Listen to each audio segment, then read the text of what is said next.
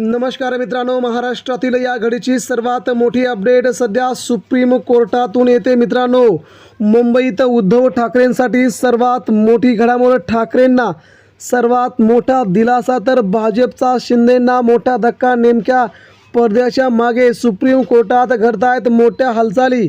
मित्रांनो, उद्धव ठाकरेंचा पक्ष आणि चिन्ह, उद्धव ठाकरेंना शिंदेंना सर्वात मोठा धक्का। मित्रांनो, या घडीची महाराष्ट्रासह देशभरातील 2 वर्षातील सर्वात मोठी बातमी। महाराष्ट्राच्या राजकारणामध्ये गेल्या 2.5 वर्षापासून ज्या गोष्टी घडत आहेत त्या गोष्टी महाराष्ट्राला नकोशा होत्या, मात्र आता यावरून सर्वात मोठं वक्तव्य सध्या समोर येऊ लागले। 6 डिसेंबर रोजी भारतीय जनता पार्टीच्या नेत्यांचा अजित पवारांचा शपथविधी पार पडतोय। याचवेळी मुख्यमंत्री एकनाथ शिंदे मात्र गृहमंत्री, अर्थमंत्री आणि 12 ते 13 कॅबिनेट मंत्री यासह अडून बसले आहेत। जर अशा प्रकारे ते सत्तेत सामील नाही झाले तर मात्र 6 तारखेला उद्धव ठाकरेंच्या शिवसेनेच्या चिन्हाविषयी, पक्षाविषयी सर्वात मोठी सुनावणी पार पडते।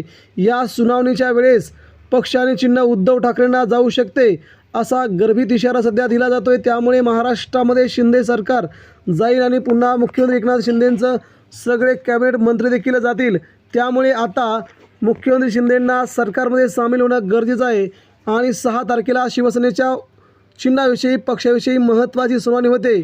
यावेळी उद्धव ठाकरेंना पक्ष आणि चिन्ह दोन्ही मिळणार असल्याचं सध्या कपिल सिब्बल, असीम सरोदे यांनी सर्वात मोठं वक्तव्य केलं आहे।